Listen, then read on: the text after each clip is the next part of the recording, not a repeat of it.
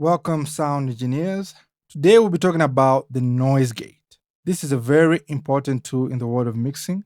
It comes in handy when you want to either reduce noise or maybe to create certain effects. For example, let's talk about reducing noise. This is just a random live recording of some drums. Without the noise gate, this is how it sounds. You can clearly hear the background, the singing behind. And so if you were to compress this, it will probably get even louder. The noise will get even louder. So what I'm going to do, I'm going to insert the noise gate without any other processing, just the noise gate, and listen to the difference. As you can hear, there's almost no noise behind now. That is just the noise gate without any other processing, no EQ, no compression, but you're already somewhere. You're already better than you were before. So that's how the noise gate can help you reduce noise, but it can also help you create certain effects. For example, if I want to mimic an old school type of snare sound, I can probably just add the reverb. Let's see. For example, this classic reverb.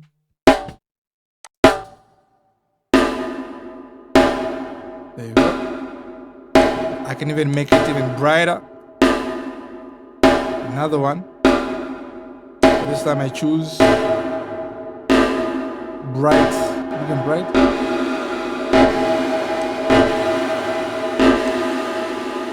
And then I'm going to insert now the noise gate, which will give me that old school type of snare sound. So if I now insert just the gate, it's not exactly that old school, but you kind of get the point. But you see the power of the noise gate. If I'm to share a bit of my experience, I can honestly say that using the noise gate really helped me become even a better engineer than I was before. And so in today's episode, we'll be just looking at the noise gate. Don't forget to share at the end of the video with the community what you would have learned from this video. Or any question that you might have, just put it down in the comments down below.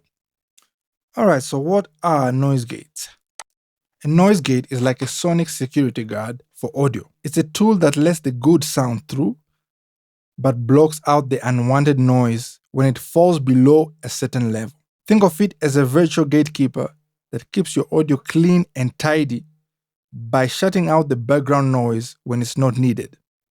The noise gate has many roles. One of them is noise reduction, like the example we just did. The second is enhancing dynamic range. It's also used for minimizing feedback, but also for creating certain effects or sound design, like the example that we just did. So put it simple, I want you to imagine a bouncer in front of a bank. Depending on the requirements of the bank, he knows who to allow inside the bank and who not to allow inside the bank. That's a bit the role of a noise gate. So it's like the policeman. It's like the policeman of the sound.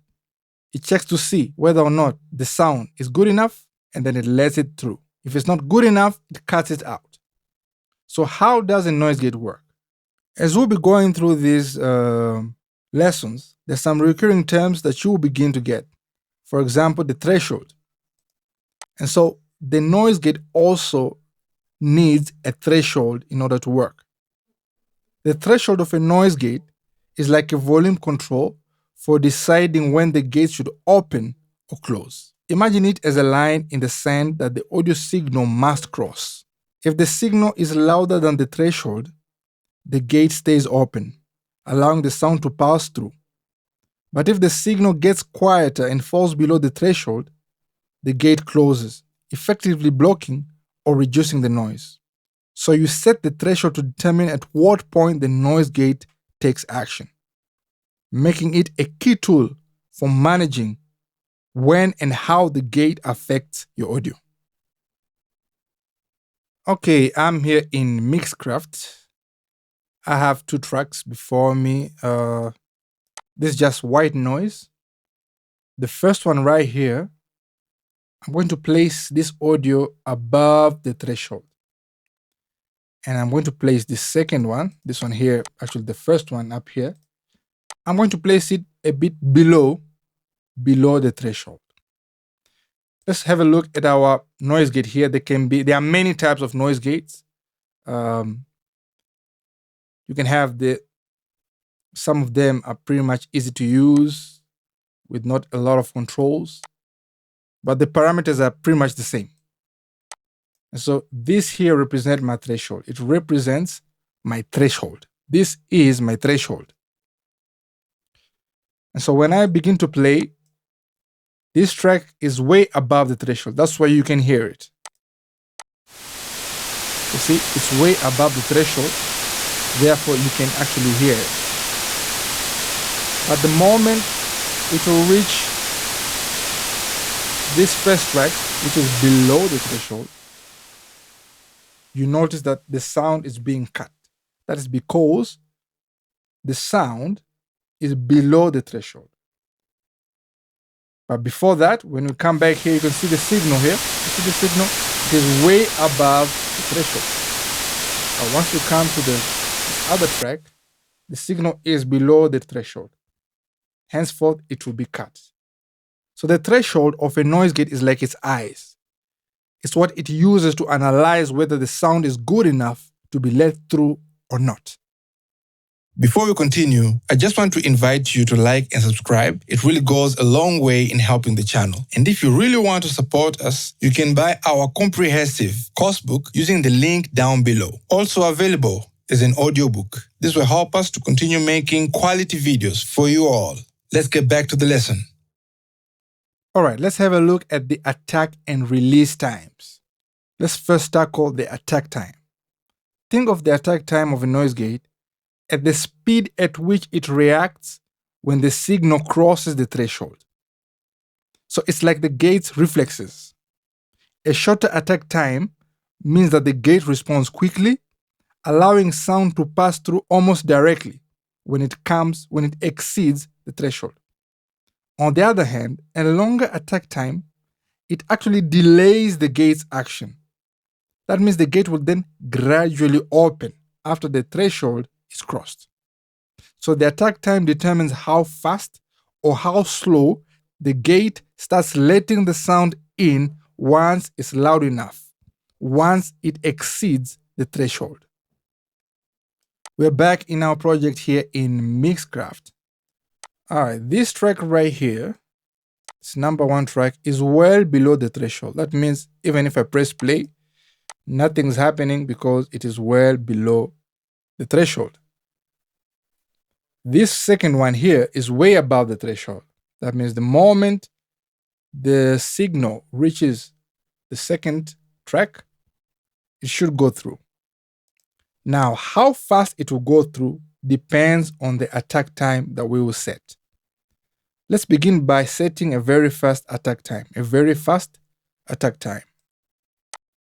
For this noise gate, this is the fastest attack time it can handle. All right, let's see what happens. Here it comes. It should immediately, there you go. So there was literally no delay. Let's go again. No delay whatsoever. The moment the signal goes above the threshold, it is let through.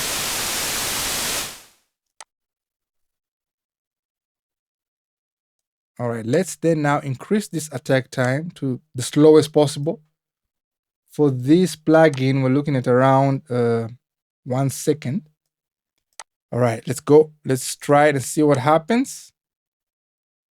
That means it won't be directly. It will first wait a bit before gradually letting it in. That's right.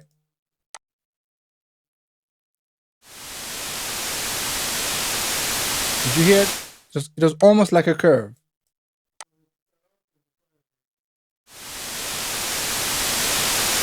So the signal takes time. It takes time to get through.